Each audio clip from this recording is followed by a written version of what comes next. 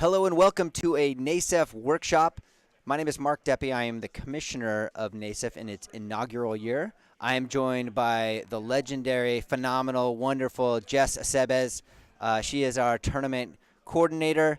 Jess, thanks for joining us today. Hello, happy to be here. Well, we're happy to have you. Today we want to talk about an important topic, one that's close to my heart. I know it's important for you as well. Yes. We want to talk about kind of just online harassment, bullying, toxicity that is just prevalent in the world, and we see that definitely sometimes in esports. Yeah, for sure. Esports banks on the fact that internet is great for anonymity, so that's where you'll really see toxicity flourish. I agree, and it's something that I think our league and the good people in the esports world are trying to tackle and trying to solve, and so we want to talk to the NASEF community about it and let you all know what our values and standards are, just so, one, we can create a welcoming environment for everyone who wants to participate and be a part of it. So first of all, just want to let people know that NASEF does have a code of conduct. We have our values on our website. And just as we have our conversation, kind of want to get some feedback from you about why we do what we do to help educate people. But why don't we start with why do we have a code of conduct? Tell us why it's important that we share our values and stuff with our community. Yeah, so one of our missions is definitely to make esports legitimate, and to have that kind of legitimacy, there has to be standards applied. Just like in any kind of sports organization or governing board or team or club, CIF, they'll have regulations on players, on their coaches, on their managers, just to ensure that everybody's having a good time and no one's purposefully being toxic or maybe lowering the morale of another team on purpose. Just making sure that we all play fair and nice, and everyone has that environment where they can focus on the competition, they can focus on the teamwork and building, and they don't have to pay attention to somebody randomly insulting them, or they don't have to subject themselves to that. And that's where we come in, and we can help those teams and players and protect those people. Well, awesome. Well, thank you for sharing that.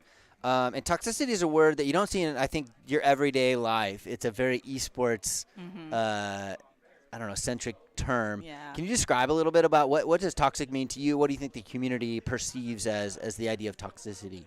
Right. So personally, for me, toxic is when, you're doing your thing, you're playing, and all of a sudden you see a comment, or you hear it, or you read it, and you don't feel so good all of a sudden. And maybe sometimes you don't really know why, and you can't really explain why, and you can't tie it directly to what they said. But if you are not feeling safe or having fun in the environment that you're playing in, that's when the environment starts to get toxic. And definitely what players say and do and how they act and how they address you contributes to that toxicity. And the way even you reply or you carry yourself, for sure, in that situation could either make the situation even more toxic or, in the best case scenario, less toxic. Got it. So we're talking about actions, comments, behaviors that bring other people down, that berate them, or just make it an unwelcome environment, right? We're here to play games. We're here to have fun and enjoy ourselves, often in a team environment. And so it obviously, I don't know, kind of takes away from that, or a lot of it. It takes away a lot of it when people are toxic. Exactly. So my other question for you, so we've kind of tried to build a community. We've got over 100 schools. We've got over 1,000 students participating. Tell everybody, tell me who we are as a community. What are we trying to build? Right. So for us, NASEF, we're very removed from the normal esports scene, right? And because of that, a lot of the people in our leadership, they reject the idea that this space has to be the way that it is. We know for a fact, because a lot of the people on our team are educators. They've experienced this kind of toxicity in the classroom. It's not really a term that you use in the classroom, but it definitely applies. Us as a community, we want to shape these students now so that they can grow better as, adults, or, when they participate in collegiate, when the collegiate organizations come down on them hard on their rules and regulations, which are, by the way, more strict than our rules and regulations, they'll understand that, sportsmanship behavior is one of the biggest things that they'll look at, and they'll keep a like a magnifying glass on. So for us as a community, we want to make sure that all people, all levels of players, skill levels of players, are free to participate in such a way that they won't feel attacked, regardless of because of their skill level or something about their personality or something about them as a human being. Mm-hmm. We want to make sure that NASEF, all participants, general managers, students, club administrators, teachers, are they're having a good time. Well, cool. Well, thank you so much, Jess, for joining us. We're going to have some more folks contribute to this discussion in just a second. So stay tuned for some awesome folks from elsewhere in the UCI Esports program. Thank you, Jess. Thank you. All right, welcome back, everybody. I have two special guests with us today. Please welcome Z and Angie from the Overwatch team. You guys want to introduce yourselves? Hey, I'm Zerocious. You guys know me as the main DPS for UCI Esports. I also stream, and yeah. And I'm Angie. I am the Overwatch manager here at UCI Esports. So we're here to talk about toxicity, harassment, kind of just some of the one of the biggest probably challenges in esports and online culture broadly.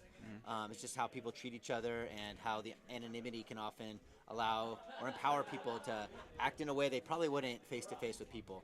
And the reason we have you two here is because you two had a really cool interaction a couple months ago. Angie, you want to kind of tell us about your conversation you had with Zerocious? Yeah, sure. So as the manager, I work closely with everyone on the team, and of course, I work closely with Z here. So before Z joined UCI, like he said, he is a streamer, and he has a pretty big following. So they would say some inappropriate things at times, maybe call themselves like an inappropriate name to refer to themselves. And so I realized that that wasn't okay, kind of, for just our college setting. That's not good. Of esports, yeah. So I had to kind of just reach out to Z and be like, hey, like the things your followers say sometimes aren't okay, and I know that you're a streamer and you have some control over that, so if you could tell them, like maybe just banning that word in your chat altogether and trying to create like a new culture is really important. So, and he did. And I could tell that he was trying to get better too, because he would ask me like, hey, are these words okay? And I'd be like, no, those words aren't okay. Like, I took something from Jack Etienne of Cloud9, and he says, if you're using a word to discriminate against a whole group of people at the same time, it's not okay to use that word. So. Yeah. Well, cool. Andy, that is awesome that you did that. You took that initiative. We're trying to build an inclusive environment here. We're trying to be welcoming of all people. We obviously all have our own biases and stereotypes, and we're trying to like educate ourselves. This is a learning space. You're on a college campus. We're trying to help elevate language and just make it a welcoming place. So thank you for doing that. I was so proud to hear that you had just done that, and nobody asked you to do it. You just sensed a need for that. Yeah, it's kind of like esports becoming more professional, like collegiate, just how many pro teams there are now. If we want to be like friendly and open to everyone, we have to like stop using, like language that is sometimes ingrained in us, like gamer language, I guess, but that doesn't mean it's okay, and we're trying to like relearn that together. Yeah, so amazing work. So Z, let's go to you. So Angie pulls you aside, and you're kind of talking about your kind of side job, your passion of streaming, and kind of gives you some constructive criticism or feedback. Tell me how'd you receive that, and what were your thoughts? All right. So for me personally, I kind of took it in a way that it doesn't really matter. For me to stop saying some stuff doesn't really matter compared to what I'm passionate towards and what my career, what I want to do in the future, So like when they came to me and they told me just try to avoid using certain words, use certain vocabulary, for me it wasn't really a problem because it does not, actually it benefits me to not use them in the long run, A lot of people go like, why it shouldn't matter, I want to say whatever I want, why is this a big deal? I kind of use that to stop myself from saying those, being toxic and saying those words, which is why does it matter for me? Like, it's not a big deal for me to stop, So those words weren't adding value to your life. They weren't adding value to your stream. And in fact, as you're suggesting, it might actually prevent you from getting where you want to go. If you want to be a professional player and be seen as professional, those could actually hurt your potential future. Absolutely, yeah. And so I'm using the same reason why people would argue why they should stop, which is I want to do like it shouldn't really matter. It's not that big of a deal, Mm-hmm. you know, and that I would like I want to be what I like. I want to do what I want to say what I want to say, Mm-hmm. you know, and then realizing that I want to say what I want to say that actually affects my career and what I want to do. I realize that what I want to say is actually the opposite of what I'm saying. Does that make sense? It Yeah. does. Yeah, yeah, yeah. And you've been very successful as a streamer. You're obviously a great player. You have aspirations of being pro. Um, and I will say, and we talked about this a little bit. You had a reputation when you came in here. People knew of you, and I think there was even hesitation to have you involved because of the language you used and how you kind of were perceived. So I just want to say kudos to you for one being open to kind of reforming and seeing the value of our values. And we're trying to set you up to be professional and successful in life. And I love that you've been so open and so willing to work with us. And just know that it's appreciated, and we're going to help everybody kind of grow and elevate what we're doing. All right. Yeah. Of course. Of course. Thank you so much for having me here, as Yeah. always. You And know? how about before we go? How about what would you tell to streamers out there who are looking to build a career in the industry but might have problematic language? What advice would you share with them from your background? Well, from my point of view, my background pretty much had like toxicity in it. You know, all my friends, the people I surround myself with, are all toxic, and they do it just because it's fun. You know, that's completely understandable. You know, a lot of the gamers just originate from that kind of culture. You know, but realizing that esports is becoming more than just us, it's becoming this. It's bigger than all of us. Global Realizing that, phenomenon. yeah, it's way bigger than all of us. Realizing that and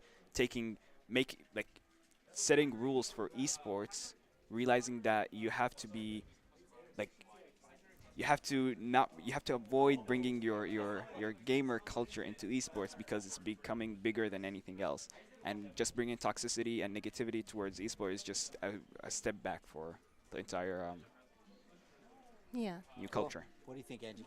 I think it's just about creating like a new gamer culture, you know? We don't have to use these words. We don't have to use toxicity, and we don't have to use bad words to get our points across, and we can still have fun doing it.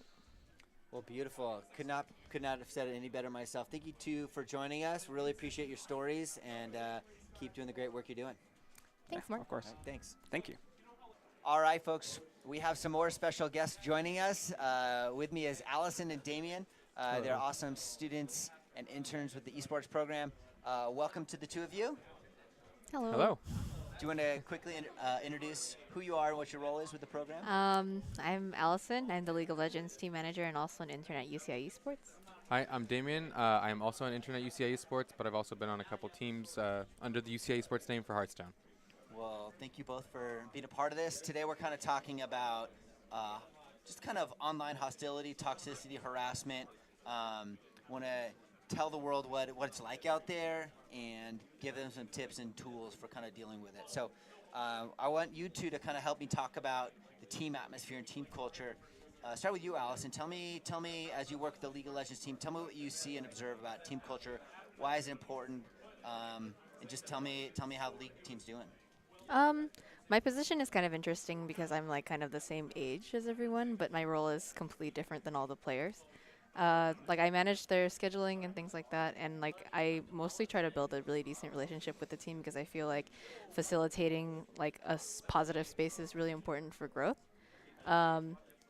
Aside from that, there have been like some challenges because of this like strange age like team dynamic thing. I'm not really in like a huge position of authority, but I think there was one experience that I had where it was like I kind of didn't really understand my place as a manager initially, and it was like I think I really disrespected one of my players and really skewed the relationship that I could have had with him. I'm still trying to build that now, but obviously it takes time. It does. So tell me, as you've seen our team kind of play and perform, we've had ups and downs, even in the kind of preseason. Tell me how you see like the team atmosphere affecting our performance. Some players, well, all the players are a little different. I think I've seen like some some of us like we play a lot worse based on like how we're feeling, or like if there are things that we haven't said to each other. I think the communication is really important to have, like not just like relative to the like team like or the game mechanics itself, but like outside of that too, like how we feel about each other, you know, like the respect that each of us should have for one another and things like that. Got it. I see it and I feel it. I feel you. So thanks for sharing that. And Damien, you've had kind of experience with the program since we started. You played on some Hearthstone teams. Tell me, in your experience, how does team communication, positive environment, negative environment, how does that affect what you've seen? I definitely feel like just having a baseline of communication, or like having people open to communicating with the team, is probably the most important thing to the success of a team. Like Allison just talked about, a lot of the big problems with any team that we have is generally just at the core cause is just a miscommunication or no communication happening at all. And in my personal experience, I really heavily feel like our big loss in Hearthstone was mostly because there was a moment where everybody just decided to make their own decision. Nobody made a coherent decision, and nobody communicated that between everybody. And because of that, we went in 3 different avenues, and ultimately it just resulted in us not being able to coherently make any decisions together. So I think having that dynamic of everyone feels like they're open to talk to each other, everyone feels like there's no barrier between each other, is the most important thing. Yeah, I feel like especially in the dynamic of a team, you shouldn't be afraid to talk to each other. And if you are, then obviously like there might be something preventing you. But overall, like if you are a team, then you should be able to say things to each other. Yeah. And I would say, from my perspective, I don't see any necessarily bullying happening, but I do know that players' attitudes and behaviors definitely affect people. Yeah. I've seen it over the couple of years. We have some players who don't understand kind of how they come across or how their actions might affect other people, and other people who are just really sensitive to any changes in people's language or behavior. I don't know if this is a different topic, but kind of tell me, Allison, kind of how you've seen kind of moods of players be affected by other players on the team.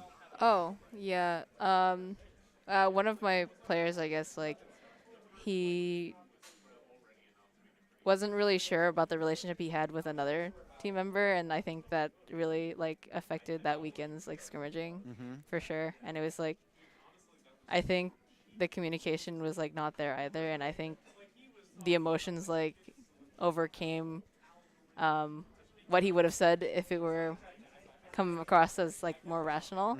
So I think that was a problem. But after the scrim session, like they talked about it, and I think things are okay. So tell me about the performance effects of yeah. not having this talked about or leaving things unsaid. How have you seen that in game? Yeah, I think leaving things unsaid is probably one of the worst things you can do. If you don't bring it up or you shove it aside, it becomes like a bigger issue over time. It's like, oh, you waited this long to tell me about something that you should have said a long time ago, and like maybe they'll never know, which is kind of awful if your feelings never come out. And so people might make mistakes. They might play overly aggressive. Yeah, they for might sure.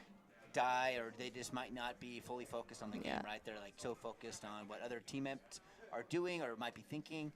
It just takes away from their performance. And I've seen us lose to teams we had no business losing to, just because the focus is definitely not there. The focus is all emotional, I think, at the in moment.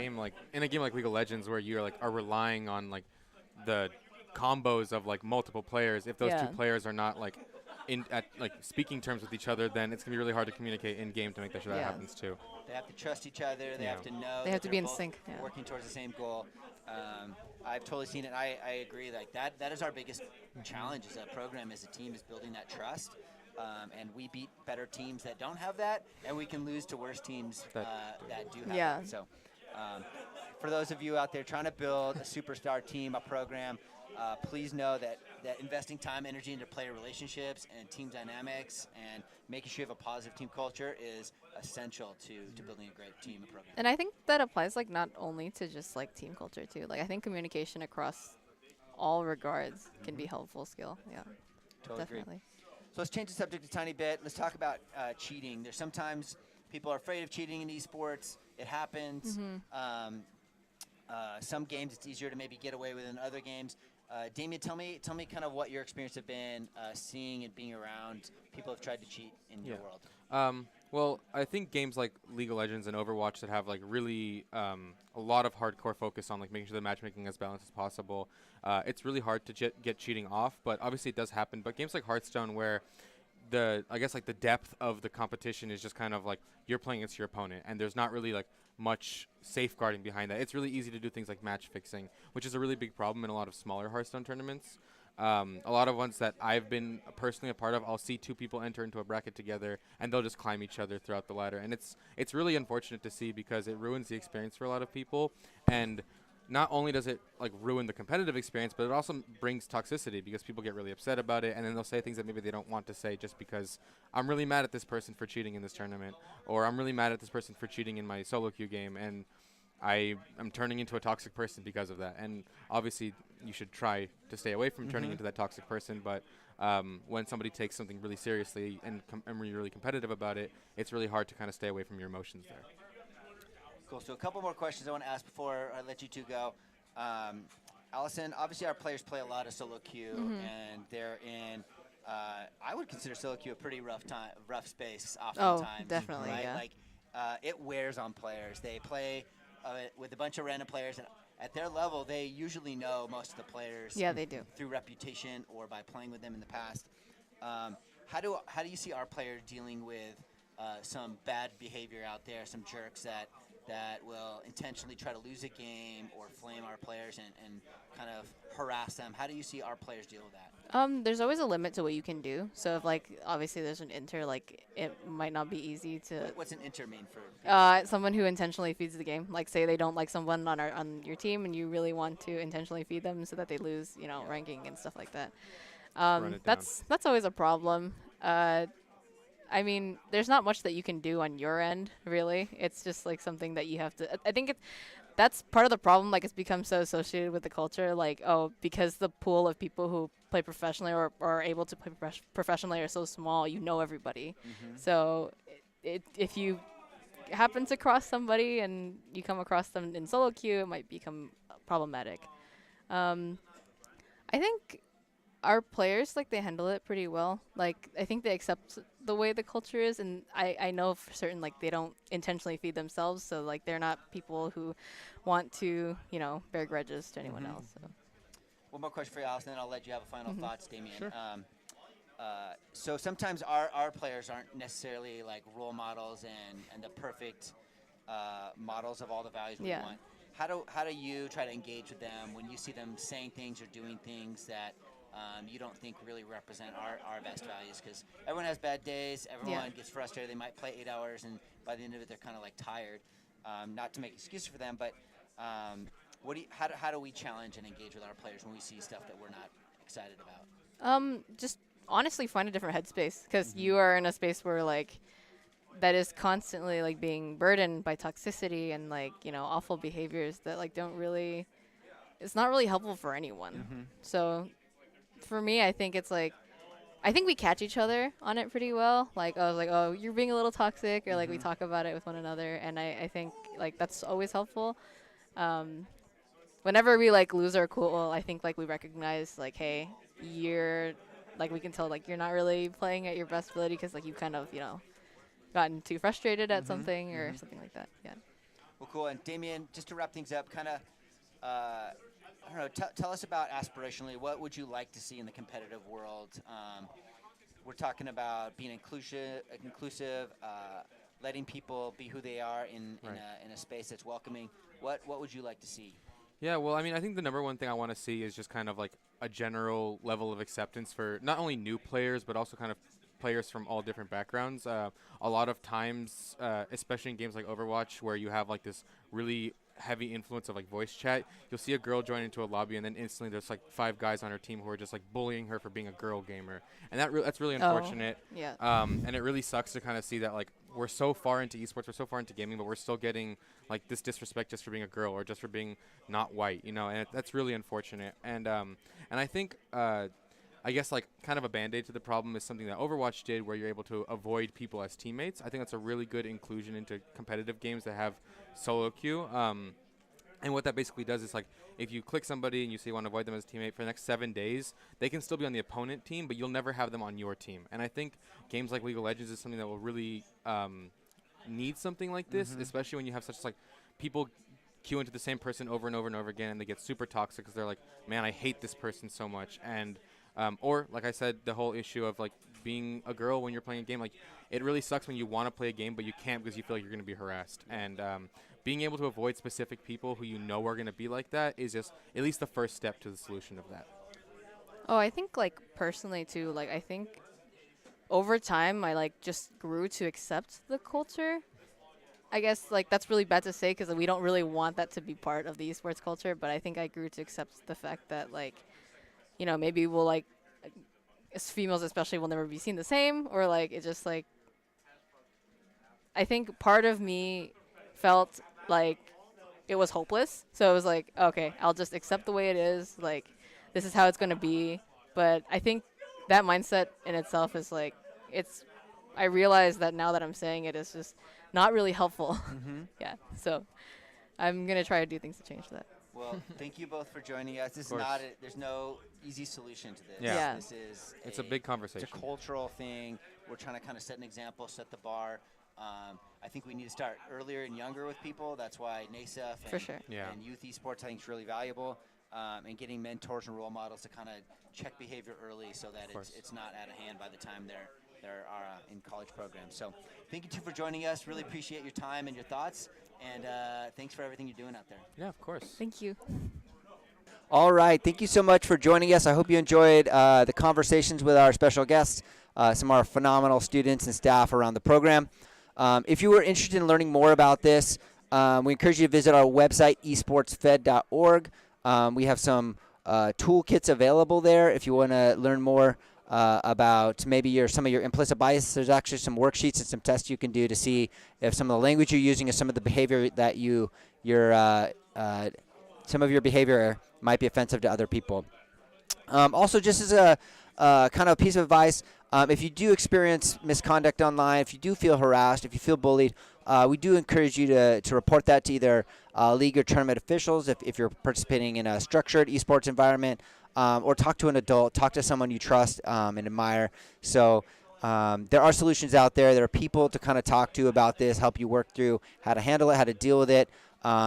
And as always, we encourage people who are witnessing it as a third party. If you see something, say something or do something, report it, get engaged, support the party being bullied or harassed. So we really want it to be an inclusive, welcoming environment out there. That's what NASEF stands for. That's what UCI Esports stands for. So thank you so much for listening. We'll see you out there. Have a great rest of your day.